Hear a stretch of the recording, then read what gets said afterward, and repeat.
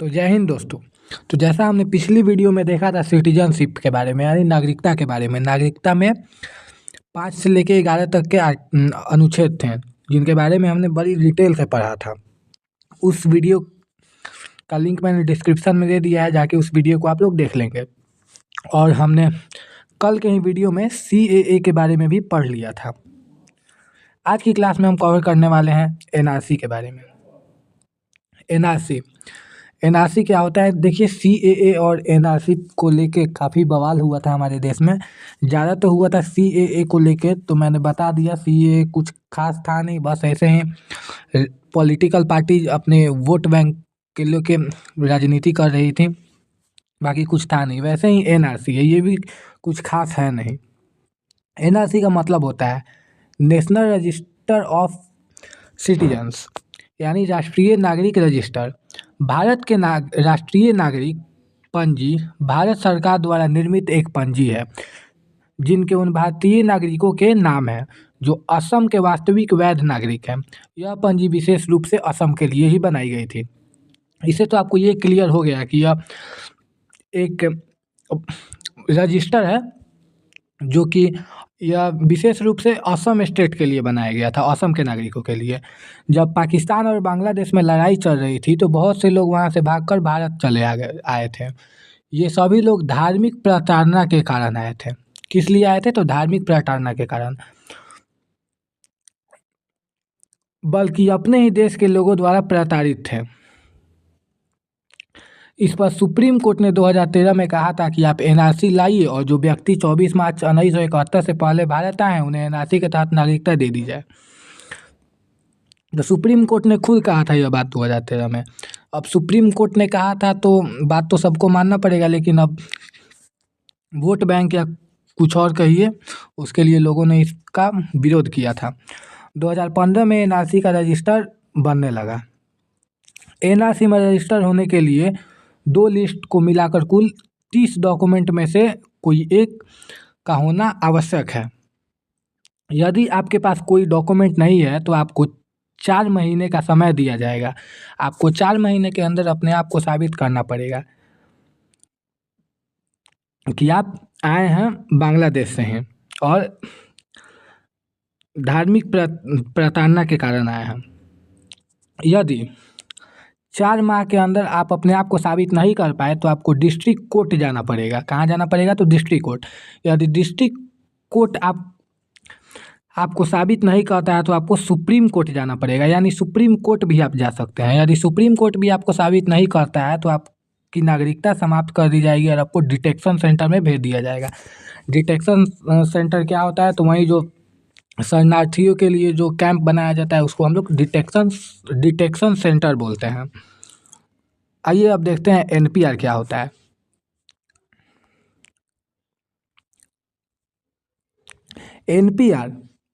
NPR अर्थात national population register, यानी राष्ट्रीय जनसंख्या रजिस्टर। NPR देश के निवासियों का एक रजिस्टर है। NPR किसके लिए है? तो देश के निवासियों के लिए है।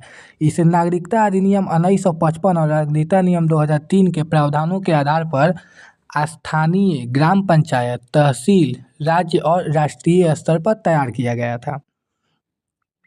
आपके परिवार कितना है, मतलब आपके परिवार में कितने लोग हैं और कौन व्यक्ति कहाँ रहता है, यही उसमें NPR में था। इस आधार पर NPR बनेगा।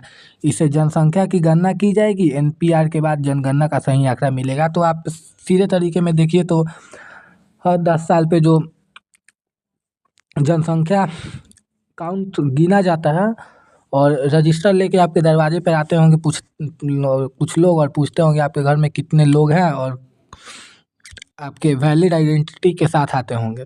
तो वहीं बस NPR काउंटिंग के लिए ही यूज होता है, पॉपुलेशन के लिए, ज़्यादा कुछ है नहीं। तो भाग 1 हमने देख लिया, 2 देख लिया। अब हम देखने वाले हैं भाग 3 के बारे में। भाग 3 क्या है? तो भाग 3 है मूल अधिकार, बोले तो फंडामेंटल राइट्स। फंडामेंटल राइट्स क्या है? तो इसमें अनुच्छेद 12 से लेकर अनुच्छेद 35 तक है और इसको आप लोग अच्छे से याद कर लीजिएगा और ये याद रहना भी चाहिए, आपको फंडामेंटल राइट्स आपके पता होने चाहिए। मूल अधिकार आपका मूल अधिकार क्या है, ये आप हर व्यक्ति को पता होना चाहिए। तो आइए देखते हैं, मूल अधिकार को नैसर्गिक अधिकार कहा जाता है। क्या कहा जाता है? नैसर्गिक अधिकार। नैसर्गिक अधिकार अब क्यों कहा जाता है? तो क्योंकि ये जन्म के बाद से ही मिल जाता है, जन्म के बाद से ही यह अधिकार हमको मिल जाता है, इसलिए हम इसको नैसर्गिक अधिकार कहते हैं। मूल अधिकार को मैग्ना कार्टा कहते हैं, मैग्ना कार्टा कहते हैं। इसे यूएसए के संविधान से लिया गया है। इसे भी कहाँ से लिया गया है? तो अमेरिका के कॉन्स्टिट्यूशन से इसको भी अडॉप्ट किया है हमने। अब सबसे पहले देखते हैं अनुच्छेद 12, आर्टिकल 12। इसमें क्या है? तो मूल अधिकार की परिभाषा है, कुछ खास है नहीं इसमें, बस मूल अधिकार की परिभाषा है, जो कि ऊपर हमने देख लिया कि मूल अधिकार एक नैसर्गिक अधिकार है और ये जन्म के बाद से मिल जाता है, बस यही है उसमें। आर्टिकल 13 यानी अनुच्छेद 13। अनुच्छेद 13 में कहता है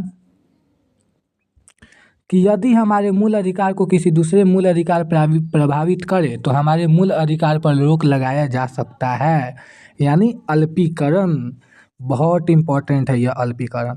यदि हमारे मूल अधिकार के वजह से किसी और के मूल अधिकार का हनन हो तो आपके मूल अधिकार पर रोक लगाया जा सकता है, जिसको अल्पीकरण बोलते हैं। अब आपको फ्रीडम मिला हुआ है कि आप कहीं भी घूम सकते हैं, तो इसका मतलब ये थोड़े आप किसी के बेडरूम में चले जाइएगा।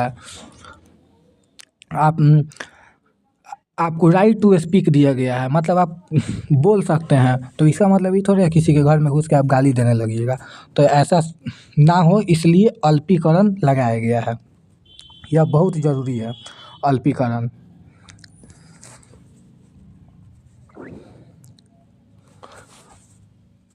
अब आइए देखते हैं 14 से 18। 14 से 18 को हम लोग बोलते हैं समानता का अधिकार।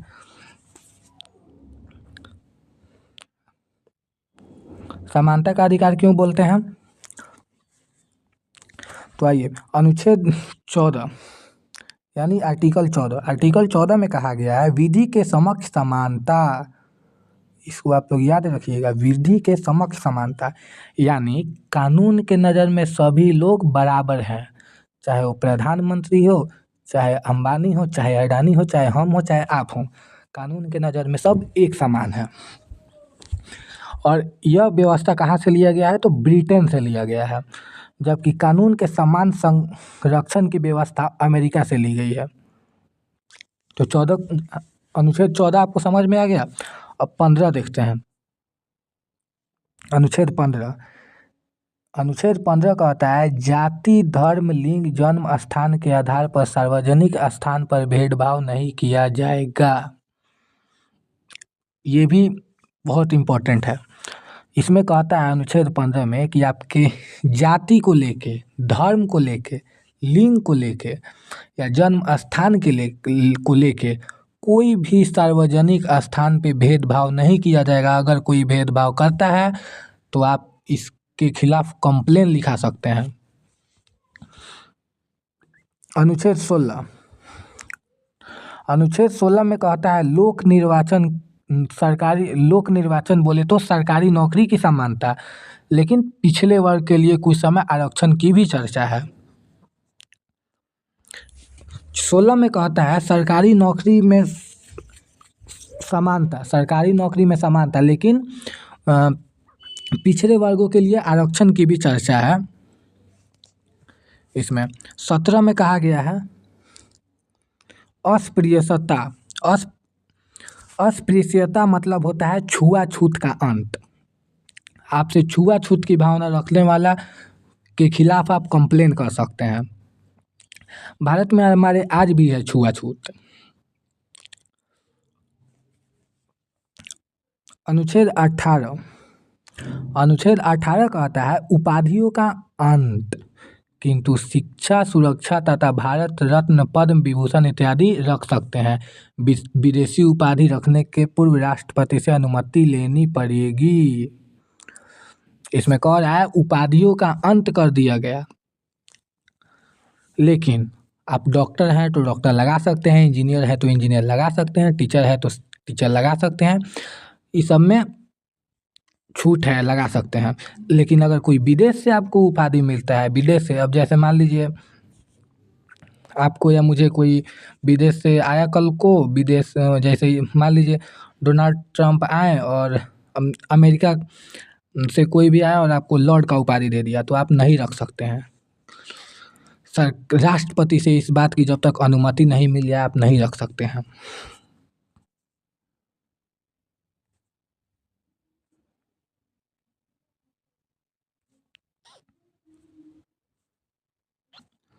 अब बात करते हैं स्वतंत्रता का अधिकार। स्वतंत्रता का अधिकार किस में है, तो अनुच्छेद 19 से लेके 22 में है। उधर पहले हमने देखा था 14 से लेके 18 तक में समानता का अधिकार। अब देखेंगे हम लोग स्वतंत्रता का अधिकार जो 19 से लेके 22 तक है। तो अनुच्छेद 19 क्या कहता है, सबसे पहले ये देखेंगे अनुच्छेद 19। तो अनुच्छेद 19 का में आपको 7 तरह की आपको आज़ादी दी गई है। सबसे पहला दिया गया है अभिव्यक्ति की स्वतंत्रता, यानी बोले तो बोलने की स्वतंत्रता, झंडा लहराने की स्वतंत्रता, पुतला जलाने की स्वतंत्रता, आरती आई तथा प्रेस की स्वतंत्रता। तबे ना बात बात पे लोग चला जाता है पुतला फूकने। अभी हाल फिलहाल में बीपीएससी को लेके प्रोटेस्ट हो रहा है, तो उसमें बीपीएससी के चेयरमैन नीतीश कुमार सबका पुतला फूका जा रहा है। क्यों? क्योंकि हमारे पास इसकी आज़ादी है। आरटीआई प्रेस की आज़ादी है, बोलने की स्वतंत्रता है, लेकिन याद रखिएगा अल्पीकरण। बोलने की स्वतंत्रता है, इसका मतलब ये नहीं कि आप किसी के घर में घुस के उसको गाली देने लगिएगा या कुछ कीजिएगा। इसका 2 नंबर कहता है बिना हथियार सभा करने की स्वतंत्रता। आप मीटिंग कर सकते हैं। फर्स्ट में था अभिव्यक्ति की स्वतंत्रता, बोलने की स्वतंत्रता, झंडा लहराने, पुतला जलाने तथा प्रेस की स्वतंत्रता। सेकेंड 19 का कहता है कि बिना हथियार सभा करने की स्वतंत्रता है। मीटिंग कीजिए लेकिन हथियार लेके नहीं। तीसरा में कहता है संगठन बनाने की स्वतंत्रता, आप संगठन बना सकते हैं। चौथा में कहता है बिना रोक टोक चारों ओर घूमने की स्वतंत्रता, आप बिना किसी के रोके टोके कहीं भी घूम सकते हैं, लेकिन अल्पीकरण। ऐसा नहीं है कि आप किसी के बेडरूम में घुस जाइएगा। 19 का 5 कहता है भारत में किसी क्षेत्र में बसने की स्वतंत्रता, आप भारत के किसी भी कोने में जाकर रह सकते हैं, प्रॉपर्टी खरीद सकते हैं, रह सकते हैं। यह पहले जम्मू कश्मीर में नहीं था, जब आर्टिकल 370 था तब। आर्टिकल 370 के बारे में हम देखेंगे, वो तो अभी बहुत आगे है। लेकिन अब जम्मू कश्मीर से अनुच्छेद 370 हट गया है, तो अब यहाँ पे भी हम जाके वहाँ पे भी बस सकते हैं। 6 में आता है संपत्ति का अधिकार, लेकिन अब यह मूल अधिकार नहीं रहा बल्कि कानूनी अधिकार हो गया है। संपत्ति का अधिकार था पहले मूल अधिकार में, लेकिन उसको हटा दिया गया, अब यह कानूनी अधिकार हो गया है। संपत्ति के अधिकार को 44वें संशोधन द्वारा 1978 में मौलिक अधिकार से हटा दिया गया तथा इसे अनुच्छेद 300 क के तहत कानूनी अधिकार में रखा गया।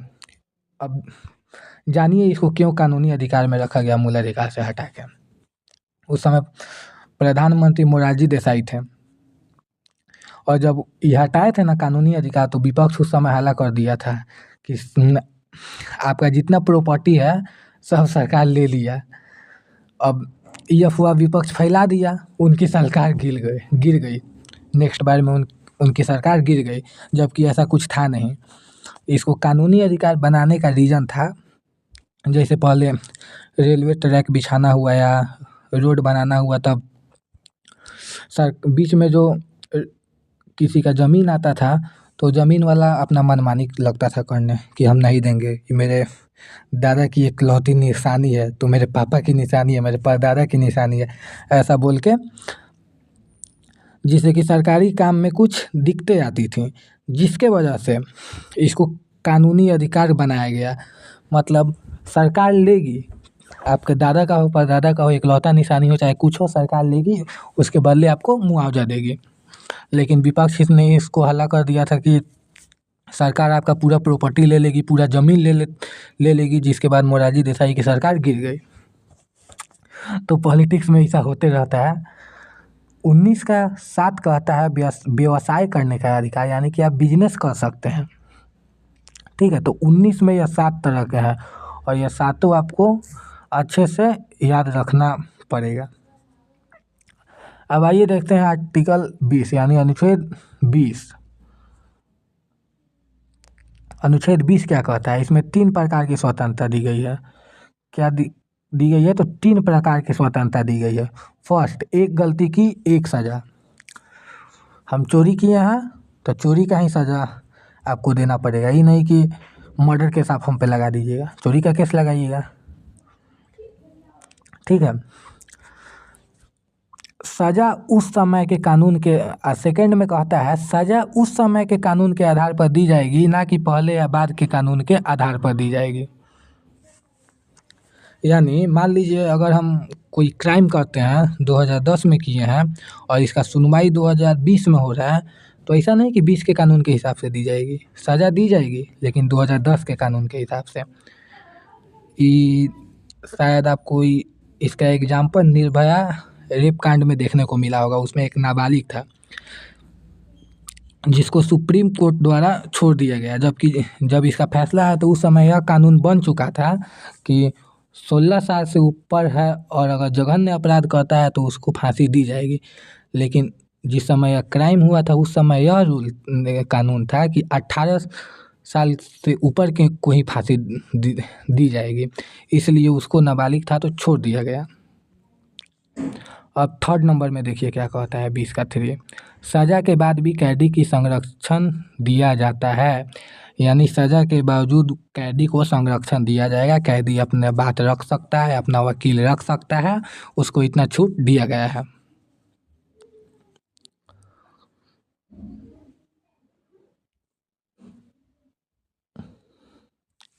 अब आइए यहाँ पे कुछ नोट दिया हुआ है, देख लेते हैं क्या है।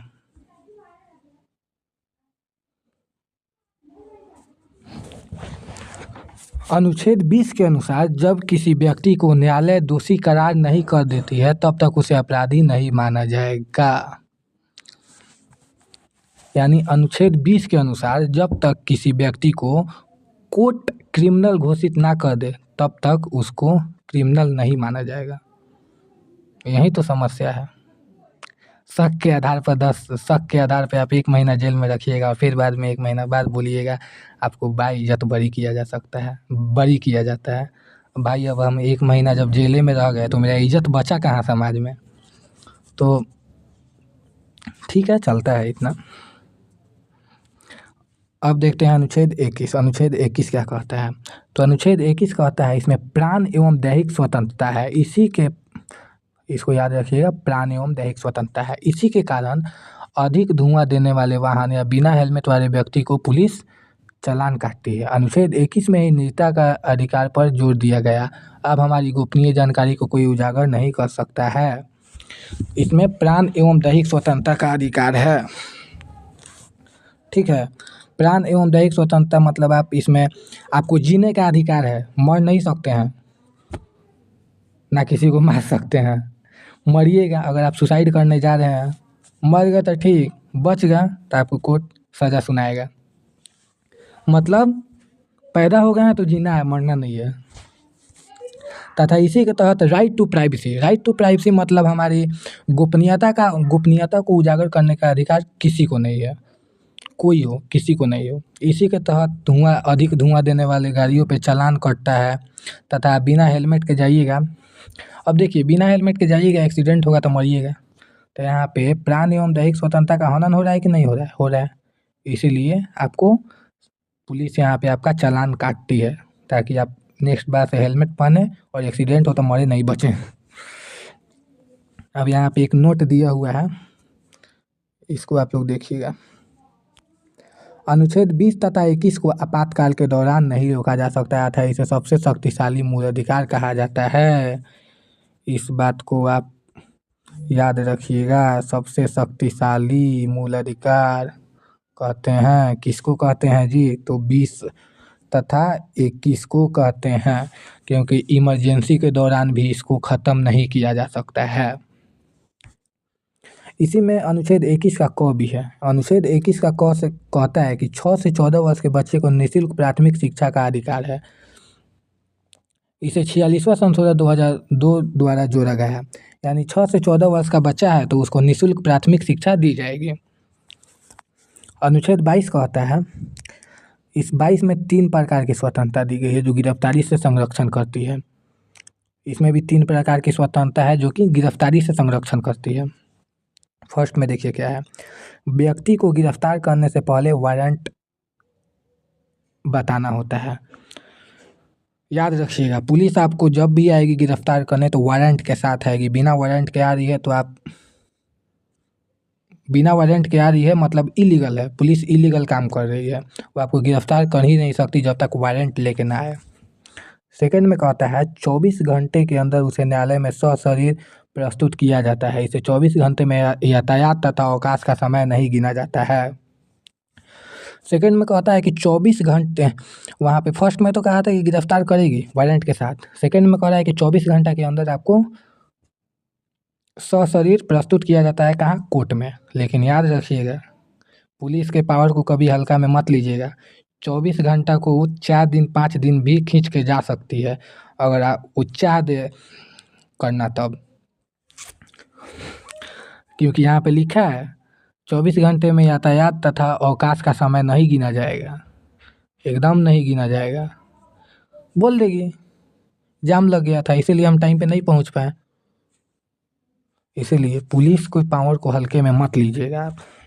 थर्ड में कहता है गिरफ्तार व्यक्ति को अपने पसंद का वकील रखने का अधिकार है। मतलब अगर कोई क्रिमिनल है तो अपने बात रखने के लिए अपने पसंदीदा वकील को भी ला सकता है।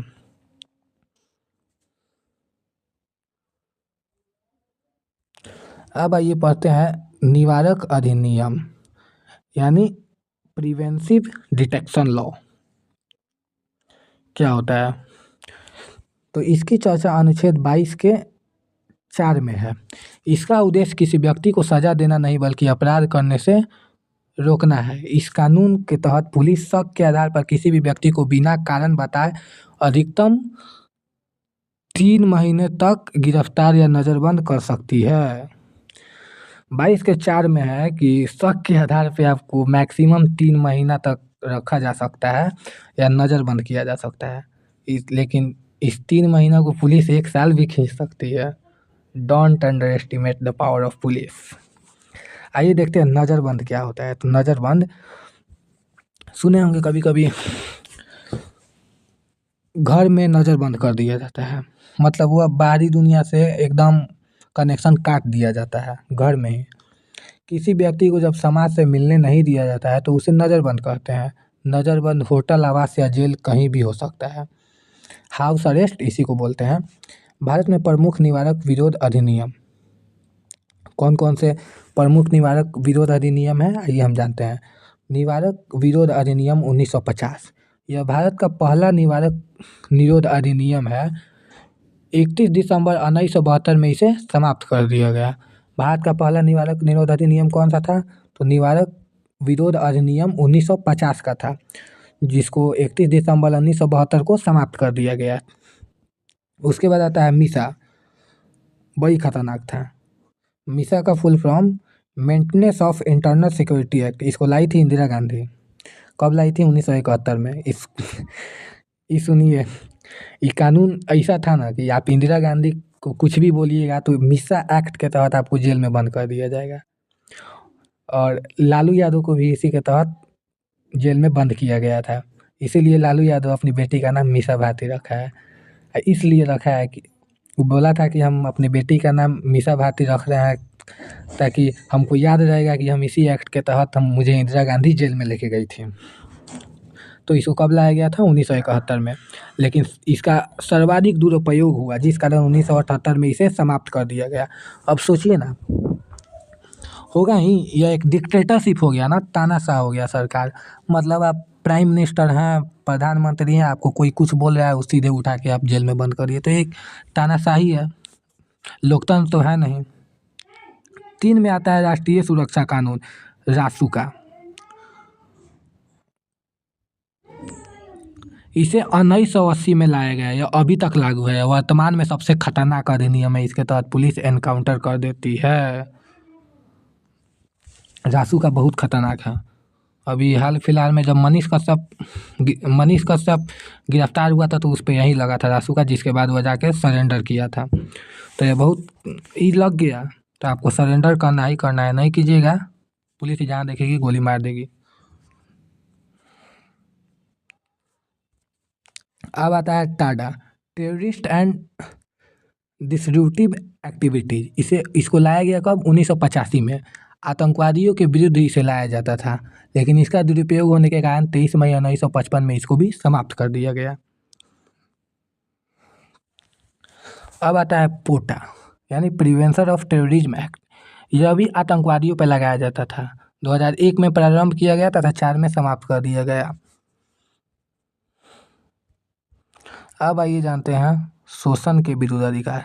23 और 24 में शोषण के विरुद्ध अधिकार है। इसमें सबसे पहले है 23, बलात्सर्म तथा बेरोजगारी पर रोक लगाना, किंतु राष्ट्रीय सुरक्षा के मुद्दे पर बलात्सर्म या बेरोजगारी कराया जा सकता है। बलात्सर्म मतलब ज़बरदस्ती कोई आपसे काम नहीं करवा सकता है, तथा अगर आप कोई काम करवा रहा है तो काम के बदले उसको वेतन देना ही पड़ेगा, नहीं देता है तो आप इसके खिलाफ कंप्लेन लिखा सकते हैं। लेकिन राष्ट्रीय सुरक्षा के मुद्दे पर यह कराया जा सकता है।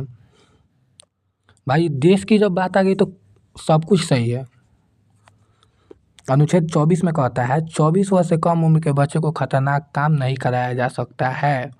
24 साल से कम उम्र के जो बच्चे हैं उससे खतरनाक काम नहीं कराया जा सकता है। फैक्ट्रीज में काम, खतरनाक काम, फैक्ट्री में काम, ये सब आप नहीं करवा सकते हैं। अब आता है धार्मिक स्वतंत्रता का अधिकार 25 तथा 28 में। इसमें देखिए अनुच्छेद 25 क्या कहता है। इसमें व्यक्तिगत धार्मिक स्वतंत्रता की चर्चा है। व्यक्तिगत धार्मिक स्वतंत्रता, इसके तहत सिखों को कृपान, तलवार, मुस्लिमों को दाढ़ी, हिंदुओं को टिक्की रखने का अधिकार है। 25 कहता है 25 से 28 में धार्मिक स्वतंत्रता का अधिकार है। 25 अनुच्छेद 25 में है कि व्यक्तिगत धार्मिक स्वतंत्रता मतलब इसी के तहत हम आज़ाद हैं, कोई भी धर्म हम मान सकते हैं। हम चाहे हिंदू हो, मुस्लिम हो, हम कोई भी धर्म अपना सकते हैं। इसी के तहत मुस्लिमों को दाढ़ी, हिंदुओं को टिक तथा सिखों को तलवार रखने का भी अधिकार दिया गया है। अनुच्छेद 26 सामूहिक धार्मिक स्वतंत्रता का अधिकार है। देखिएगा कन्फ्यूजन होगा इसमें आपको। 25 में था व्यक्तिगत, 26 में सामूहिक धार्मिक स्वतंत्रता का अधिकार। 26 कहता है कि आप धार्मिक स्वतंत्रता का अधिकार है। इसी के तहत यज्ञ, हवन तथा सड़क पर नमाज पढ़ने की अनुमति है। आप इसको नहीं रोकवा सकते हैं, क्योंकि देखिए यहाँ पे लिखा हुआ है यज्ञ, हवन, सड़क पर नमाज पढ़ने की अनुमति है। इसीलिए आप दशहरा का मेला भी लग जाता है जुम्मा के दिन, देखिए तो आप लोग सड़कों पे नमाज भी पढ़ लेते हैं, क्योंकि इसकी हमें आज़ादी है। अनुच्छेद 27 कहता है धार्मिक कार्य के लिए रखे धन पर टैक्स नहीं लगता है। यानी धार्मिक कार्य के लिए रखे धन पर टैक्स नहीं लग सकता है। ऐसा धन जो किसी धार्मिक कार्य के लिए रखा गया हो उस पर सरकार टैक्स नहीं ले सकती है। अनुच्छेद 28 कहता है सरकारी धन से चल रहे संस्थानों में धार्मिक शिक्षा नहीं दी जाएगी। यानी सरकारी धन से चल रहे संस्थान में धार्मिक शिक्षा नहीं दी जाएगी। सरकारी स्कूल हो उस सब में धार्मिक शिक्षा नहीं दी जाएगी, यह इसके खिलाफ है।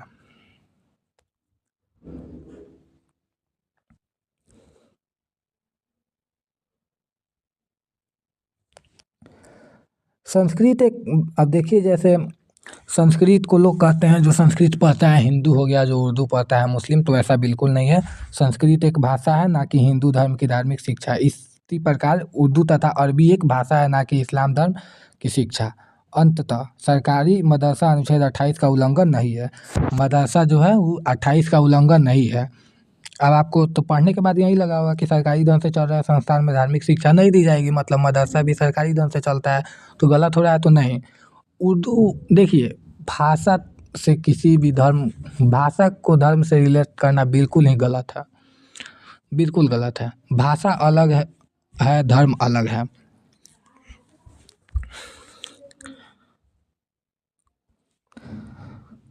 संस्कृति एवं शिक्षा संबंधी अधिकार है अनुच्छेद 29 और 30 में अल्पसंख्यकों के लिए। तो 29 में कहा गया है अल्पसंख्यकों की रक्षा है और कहा गया है किसी भी अल्पसंख्यक को इसकी भाषा संस्कृति के आधार पर किसी संस्था में प्रवेश से नहीं रोक सकते हैं। मान लीजिए कोई अल्पसंख्यक है, वो उसकी भाषा अलग है, संस्कृति अलग है, तो वह उसको आप अगर किसी स्कूल में जाता है तो स्कूल वाला उसको नहीं रोक सकता है, उसको रोकने का अधिकार है ही नहीं, स्कूल या कोचिंग को रोकने का अधिकार है ही नहीं। तथा 30 में कहा गया है अल्पसंख्यकों का शिक्षा संरक्षण। यदि अल्पसंख्यक बहुसंख्यकों के बीच शिक्षा लेने में संकोच कर रहे हैं तो अल्पसंख्यक अपने पसंद की संस्था खोल सकते हैं, सरकार उसे अपना धन से चलाएगी। इसी में मदरसा आता है।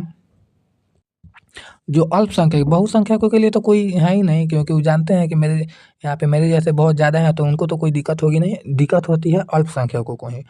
तो अल्पसंख्यक यदि बहुसंख्यकों के बीच शिक्षा लेने में असमर्थ या संकोच महसूस कर रहे हैं तो वह अपने पसंद की संस्था खोल सकते हैं और सरकार उसे चलाएगी। मदरसा है इसका एग्जाम्पल। अनुच्छेद 31 कहता है पैतृक संपत्ति की चर्चा की गई है। जो मूल अधिकार या 44वां संविधान संशोधन 1978 द्वारा इसे कानूनी अधिकार बना दिया गया और अनुच्छेद 300 के क में जोड़ दिया गया। पैतृक संपत्ति की चर्चा है, वहाँ पे संपत्ति की चर्चा थी, यहाँ पे पैतृक संपत्ति की चर्चा है। इसमें पढ़ लीजिए 19 के 6 में अर्जित संपत्ति की चर्चा है, बोले थे ना, और जबकि 31 में पैतृक संपत्ति की चर्चा है। मूल अधिकार को हमसे सरकार या जनता कोई नहीं छीन सकती, जबकि कानूनी अधिकार को जनता नहीं छीन सकती किंतु सरकार छीन सकती है। इसके लिए सरकार ने भूमि अधिग्रहण विधेयक लाया था। बताया ना ऊपर मोरारजी देसाई वाला केस, क्यों हटाए थे मोरारजी देसाई, कानूनी अधिकार बनाए थे। तो आज की क्लास में इतना ही रहने देते हैं। और इसके बाद संवैधानिक उपचारों का अधिकार हम लोग 32 को कल देखते हैं। तो धन्यवाद। आगे की वीडियो देखने के लिए चैनल को सब्सक्राइब करें। Thank you.